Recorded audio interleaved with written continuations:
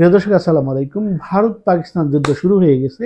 এই যুদ্ধে এ পর্যন্ত কয়টি বিমান ভূপাতিত হয়েছে সবগুলির সঠিক সংখ্যান জানা না গেলেও মোটামুটি মার্টিন বেকার নামে যে প্রতিষ্ঠান রয়েছে, যারা এই যুদ্ধ বিমানের সিট, যে ইনজেকশন সিট আছে, যেটা একজন রকেটের মতো বা প্যারাশুটের মতো, সাথে একজন বৈমানিককে, একজন যোদ্ধা বৈমানিককে, একজন বিমান বাহিনীর একজন বৈমানিককে, পাইলটকে নিরাপদে পৃথিবীতে নিয়ে আসে, এরকম সিট তৈরি করে হচ্ছে মার্টিন বেকার নামে একটা ব্রিটিশ প্রতিষ্ঠান। এই প্রতিষ্ঠানটি 90 বছর ধরে এই কাজ করে আসছেন।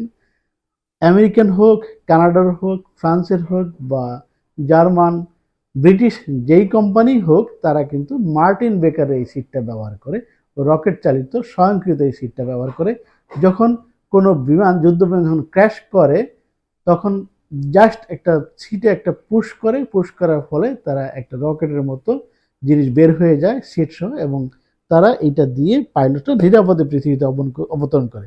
সেটা জলে হোক, স্থলে হোক, নদীতে হোক, সাগরে হোক, কোনো সমস্যা হয় না। এইভাবে এই পর্যন্ত এই মার্টিন বেকারের সিট ব্যবহার করে পৃথিবীতে 7,784 জন পাইলট সেফ ল্যান্ডিং করতে সক্ষম হয়েছেন, জীবন বাঁচিয়েছেন। সেটা কিন্তু ভারত পাকিস্তান যুদ্ধ শুরু হওয়ার আগের দিন পর্যন্ত হিসাব ছিল। আজ গত রাতে যখন ভারত পাকিস্তানের যুদ্ধ শুরু হলো, তারপরেই কিন্তু এই সংখ্যাটা বেড়ে 7,786-তে উন্নীত হয়েছে। এবং মজার বিষয় হচ্ছে, এই প্রতিটা সংখ্যাই মার্টিন বেকার তারা উল্লেখ করে যে এই সিরিয়ালের যখন পাইলটটা সেফ ল্যান্ডিং করছে, সেইটা কিভাবে করেছে, কোথায় ঘটনা ঘটে, সে ডিটেলস থাকে। কিন্তু লাস্ট দুইজন পাইলট যে লাইফ সেভ হয়েছে, সেইটার কিন্তু বর্ণনা তারা দিতে পারেনি। তারা আপডেট করবে বা ডিটেলস একটু পরে আসবে, এটা দেখাচ্ছে। তার মানে হচ্ছে, এটা আমরা পরিষ্কারভাবে নিশ্চিত হতে পেরেছি যে ভারত পাকিস্তান যুদ্ধে ইন্ডিয়ার যে ফ্রান্সের তৈরি যে বিমানটা ব্যবহার করে, যে এয়ারক্রাফটটা ব্যবহার করে, যে যুদ্ধ বিমানটা ব্যবহার করে, সেইটা দুইটা ভূপাতিত হয়েছে এবং সেটার থেকেই দুইজন পাইলট সেফ ল্যান্ডিং করেছে। তবে দুঃখজনক বিষয় হলো, এই মার্টিন বেকার কোম্পানিটি যেই পাইলট সেফ ল্যান্ডিং করে, সেইটাই বলে যে লাইফ সেভিং পাইলট হয়েছে এতজন, কিন্তু যারা নিহত হয় তখন কিন্তু তারা কোনো সংখ্যা বা তথ্য জানায় না।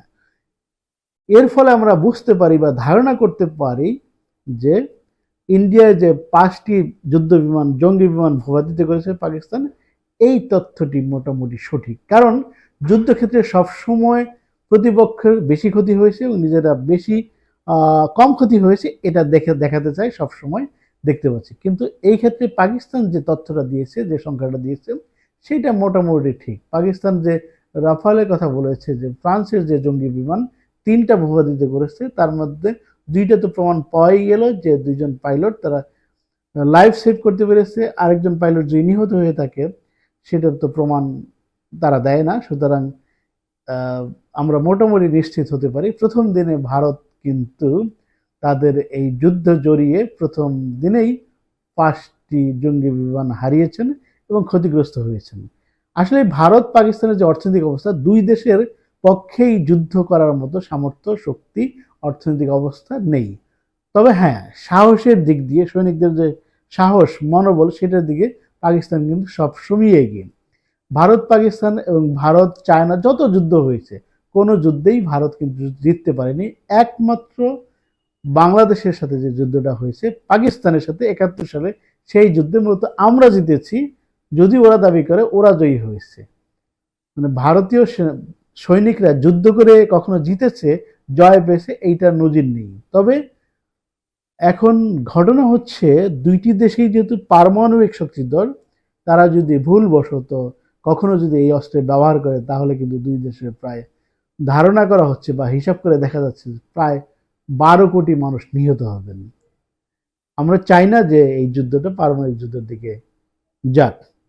তারপরেও ভারত কিভাবে অর্থনৈতিক ক্ষতিগ্রস্ত হবে, যেটা পাকিস্তান নিশ্চয়ই আজ রাতে ভারতে বিভিন্ন জায়গায় হামলা চালাবে।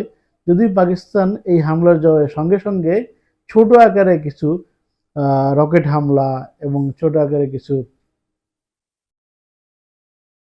ক্ষেপণাস্ত্র হামলা চালিয়েছে এবং এতে ভারতের কয়েক সীমান্তে, জম্মু কাশ্মীরের সীমান্তে যেসব সামরিক ঘাঁটিগুলো ছিল সেগুলি পুরোপুরি ধ্বংস করার দাবি করেছে।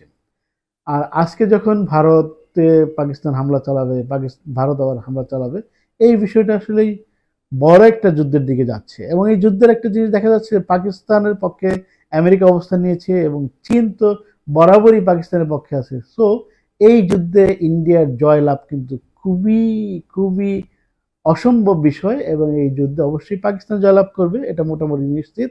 তবে মোদি কিন্তু তার প্রোপাগান্ডা মেশিনের মাধ্যমে যে গদি মিডিয়া, সেটাতে বরাবরই দেখাবে তারা পাকিস্তানকে ব্যাপক নাস্তানাবুদ করেছেন, এবং তার যে উগ্র জাতীয়তাবাদ, উগ্র হিন্দুত্ববাদের সে হাইট, সেটা আবার উঠিয়ে আরো কিছুদিন যাতে ক্ষমতায় থাকা যায়, সেইটা করার জন্যই এই যুদ্ধটা বাঁধিয়েছেন বিনা কারণে।